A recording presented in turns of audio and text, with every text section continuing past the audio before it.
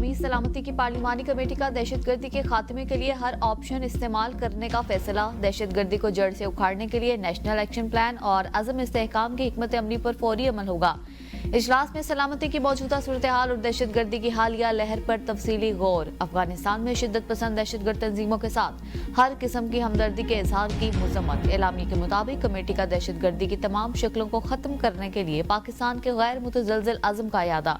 इंसदाद दहशतगर्दी के लिए कौमी इत्तेफाक की जरूरत पर जोर। दहशतगर्द नेटवर्क्स का खात्मा किया जाएगा। लॉजिस्टिक सपोर्ट की इंसदाद और गठजोड़ को खत्म किया जाएगा।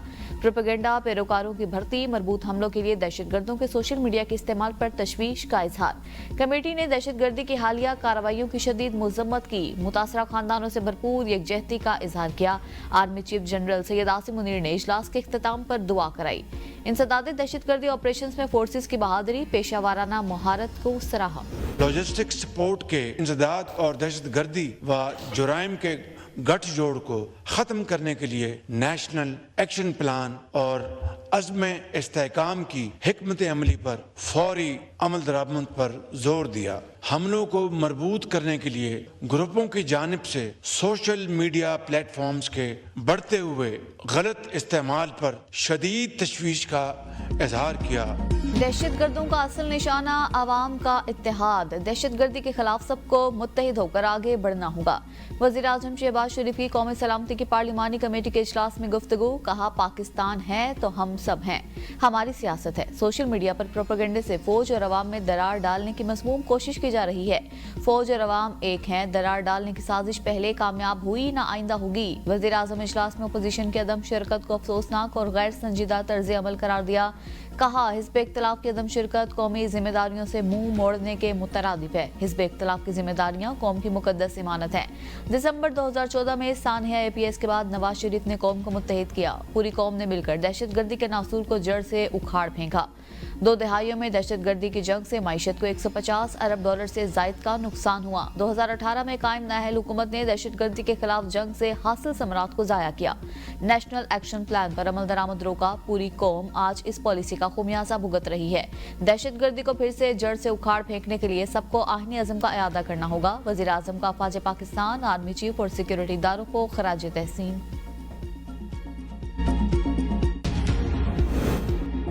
मुल्क की सलामती से बड़ा कोई एजेंडा नहीं, कोई तहरीक नहीं, कोई शख्सियत नहीं। Army chief general Asim Munir का कौमी सलामती की पार्लिमानी कमेटी इजलास से खिताब। कहा, पाकिस्तान के तहफ़्फ़ुज़ के लिए यकज़बान होकर अपनी सियासी और ज़ाती मुफादात से बालातर होकर एक बयानिया अपनाना होगा। पायदार इस्तेहकाम के लिए ताकत के तमाम अनासिर को हम आहंगी के साथ काम करना होगा। यह हमारी आने वाली नस्लों की बका की जंग है। अगर ये मुल्क है तो हम हैं। हमें बेहतर गवर्नेंस और मुमलिकत पाकिस्तान को हार्ड स्टेट बनाने की जरूरत है। हम गवर्नेंस की खामियों को कब तक अफवाज पाकिस्तान और शोहदा के खून से भरते रहेंगे? हम कब तक एक सॉफ्ट स्टेट की तर्ज पर बेपनाह जानों की कुर्बानी देते रहेंगे? उलमा खारिज की तरफ से इस्लाम की मसख शुदा तशरीह का पर्दा चाक करें। हमारे सूबे में सिक्योरिटी मसाइल मौजूद। वज़ीर आला खैबर पख्तूनख्वा अली अमीन गंडापुर का कौमी सलामती कमेटी के इजलास से खिताब। कहा, हमने 12 वफाक से ये मामला उठाया। हमें आपस की बदएतमादी को खत्म करना होगा। जम होने वाले कबायली इस्लाह को मुकम्मल वसाइल फराहम नहीं किए गए। फौज ने खैबर पख्तूनख्वा में अमन के लिए बहुत काम किया। दहशतगर्दी के खिलाफ अफवाज पाकिस्तान की कुर्बानियों को खराज तहसीन पेश करते हैं। PTI को इजलास में ना देखकर मायूसी हुई। PTI मुझसे मशवरा करती तो उन्हें शिरकत का मशवरा देता। मौलाना फजल रहमान की कौमी सलामती की पार्लिमानी कमेटी में गुफ्तगू। कहा, रियासत को किसी की जंग का हिस्सा नहीं बनना चाहिए। अफगानिस्तान के खिलाफ जंग में हिस्सा बनने का नुकसान पाकिस्तान को भुगतना पड़ा। 9/11 के बाद अमरीकी जंग में इत्तेहादी बनने का फैसला गलत था। उस्ताद को शहीद कहूंगा लेकिन मारने वाले को मुजाहिद नहीं कह सकता। सियासी इख्तिलाफात को बालाए ताक रखते हुए इस इशू पर इकट्ठा होना होगा। रियासत के खिलाफ हथियार उठाने वाला दहशतगर्द है और दहशतगर्दी का कोई मजहब और फिरका नहीं होता। सियासी क़यादत और कौम को किसी मखमसे का शिकार हुए बगैर दहशतगर्दी का खात्मा करना होगा। दहशतगर्दी के खिलाफ जंग में कुर्बानियां देने वाले हमारे माथे का झूमर है। कौमी सलामती कमेटी का एलामिया बेमानी और रवायती लफाजी से ज्यादा कुछ नहीं। PTI रहनुमा सलमान अकरम राजा कहते हैं, मामले पर APC होनी चाहिए जिसमें तमाम सियासी जमातें शामिल हो। हमारी क़यादत को भी शामिल करना होगा। हम समझते हैं अगर PTI वाले शामिल होते तो कोई ऐसा नुक्ता जरूर डाल दिया जाता जो हमें कबूल ना होता। कौमी सलामती की पार्लिमानी कमेटी का इजलास, ओपोजिशन अलायंस का बाइकॉट, पार्लियामेंट का मुश्तरका इजलास बुलाने का मुतालिबा। मुश्तरका प्रेस कॉन्फ्रेंस से खिताब में महमूद अचकजई ने कहा, पाकिस्तान इंतहाई खतरनाक दौर से गुजर रहा है। पार्लिमानी लीडर्स के बजाय पार्लियामेंट को ब्रीफिंग दी जाए। उमर अयूब का बानी से मुलाकात न कराने का गिला, कहा हमें कोर्ट ऑर्डर के साथ भी बानी पीटीआई से मिलने नहीं दिया जाता।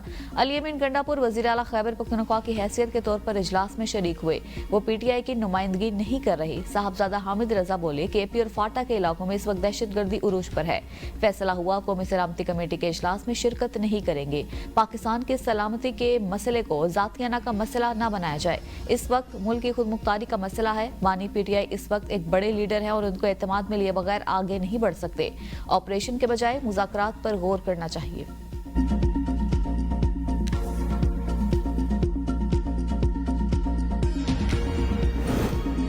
कौमी सलामती की पार्लिमानी कमेटी का इजलास, आर्मी चीफ का 50 मिनट तक खिताब। शुरका को दहशतगर्दी की हालिया लहर, सिक्योरिटी इकदाम पर एतमाद में लिया। डीजी मिलिट्री ऑपरेशंस की शुरका को हालिया दहशतगर्दी के मुहर्रकात और सिक्योरिटी इदारों की कार्रवाइयों पर ब्रीफिंग। सिक्योरिटी एहलकारों की कुर्बानियों और जवाबी कार्रवाइयों से भी आगाह किया। ब्रीफिंग में बताया गया कि दहशतगर्दी के वाकयात में फितनाल ख्वारिज मुलविस हैं। फितनाल ख्वारिज को भारतीय खुफिया एजेंसी रॉ और अफगानिस्तान से मदद मिल रही है। रॉ और दीगर मुल्क दुश्मन एजेंसीज खैबर पख्तूनख्वा और बलोचिस्तान में बदअमनी फैला रही हैं। दहशतगर्दी में गैर मुल्की साख का असलहा इस्तेमाल हो रहा है।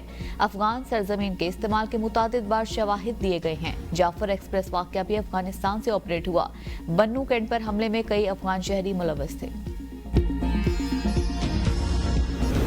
जनरल बाजवा और फैज हमीद कहते थे तालिबान को लाया गया तो फायदा होगा। वजीर दिफा ख्वाजा आसिफ की एबीएन न्यूज के प्रोग्राम सवाल से आगे में गुफ्तगू, कहा दहशतगर्दी के हालिया वाकयात पर जनरल बाजवा से तहकीकात होनी चाहिए। सलामती कमेटी में इस बात का जिक्र भी हुआ। पीटीआई के माजी में किए गए फैसलों को भुगत रहे हैं। मुल्क और कौम की खातिर पीटीआई को फैसले करने चाहिए। बानी पीटीआई से पहले भी मुलाकातें होती रही, उनका क्या नतीजा निकला? बानी पीटीआई अपनी जात से बढ़कर कुछ नहीं सोचते। पीटीआई के फैसलों में बानी की झलक नजर आती है। नवाज शरीफ की पिछले 25 दिनों से तबीयत नासाज है। नवाज शरीफ सेहत की खराबी के बायस इजलास में शरीक नहीं हुए। केपी हुकूमत अपनी नाकामी तस्लीम करने के बजाय तालिबान का सहारा ले रही है।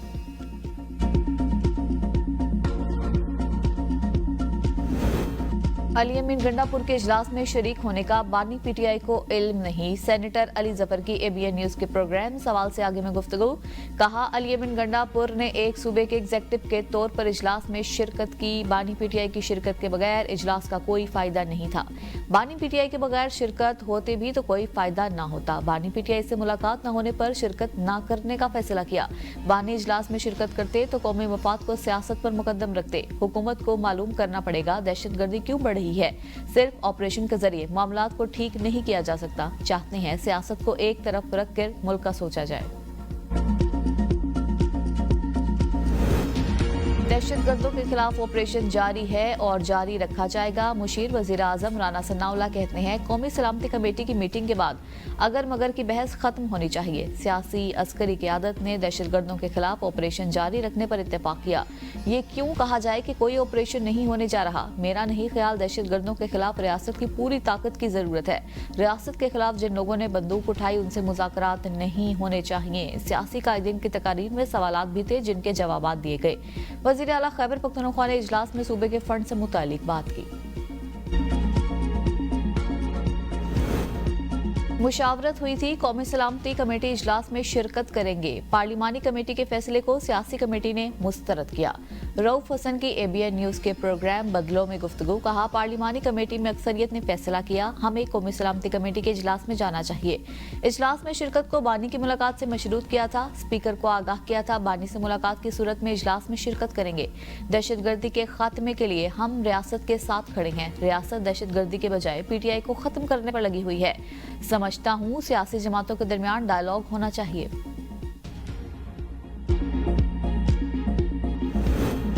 हुकूमत संजीदा होती तो आज बानी बाहर होते और इजलास में शिरकत करते। चेयरमैन पीटीआई बैरिस्टर गौहर कहते हैं हम पार्लियामेंटेरियंस हैं, हमारी मुलाकात और लीडरशिप की मुलाकात अलग बात है। आज बानी पीटीआई से मुझ समेत 6 वकला की मुलाकात हुई। बानी पीटीआई ने जाफर एक्सप्रेस वाक़े की शदीद मजम्मत की। बानी पीटीआई ने कहा दहशतगर्दी को एक आवाज होकर दबाने की जरूरत है। बानी पीटीआई ने मीटिंग में शिरकत न करने की तायद की। बानी पीटीआई का कौमी सलामती कमेटी के इजलास का बाइकॉट अफसोसनाक। तालिबान के हमायती आज मीटिंग में शरीक नहीं हुए। शर्जील मेमन की कड़ी तनकीद। सिंध के सीनियर वजीर ने कहा पीटीआई को जिम्मेदार जमात होने का मुजाहरा करना चाहिए था। कहते हैं जब तक अडियाला का कैदी इजाजत नहीं देगा कौम के साथ खड़े नहीं होंगे। पीटीआई रियासत के साथ इस नाजुक मोड़ पर भी खड़ी नहीं हुई। इन कैमरा ब्रीफिंग सिर्फ बलोचिस्तान पर नहीं खैबर पख्तूनख्वा पर भी हो रही है। मिलकर फैसले न किए तो बलोचिस्तान में लगने वाली आग पूरे मुल्क में फैल जाएगी। भारत पाकिस्तान में इस्तेहकाम नहीं चाहता। दहशतगर्दी का मकसद पाकिस्तान की सलामती और मईशत को कमजोर करना है। पीटीआई का मुल्की मफाद से कोई लेना देना नहीं। वजीर इत्तलात पंजाब अस्मा बुखारी की न्यूज कॉन्फ्रेंस। कहा पार्लियामेंट के अंदर कौमी सलामती का इजलास हुआ। पीटीआई ने इस इजलास से बाइकआउट किया। बानी पीटीआई किसी के साथ बैठने को तैयार नहीं। सब पार्टियां मुल्क के मुफाद में बैठी हुई हैं। तहरीक इंसाफ की पार्टी में अकड़ नहीं जा रही। पाकिस्तान के खिलाफ साजिशों का डटकर मुकाबला करेंगे। बानी पीटीआई कहते थे कि तालिबान हमारे भाई हैं। बानी पीटीआई ने अपने दौर में तालिबान को फंड भी दिए। आईएमएफ ने पाकिस्तान से पॉलिसी यादाश्त का मुसवदा शेयर कर दिया। मुसवदा $7 अरब के तोसीई फंड सहूलत मुआहदे की राह हमवार कर सकता है। आईएमएफ का तामीराती और रियल एस्टेट सेक्टर के लिए रिलीफ फराहम करने पर आमादगी का इजहार। मुसवदे में मालियाती नस्ब-ओ-ज़ब्त यकीनी बनाने के लिए सख्त शराइत शामिल।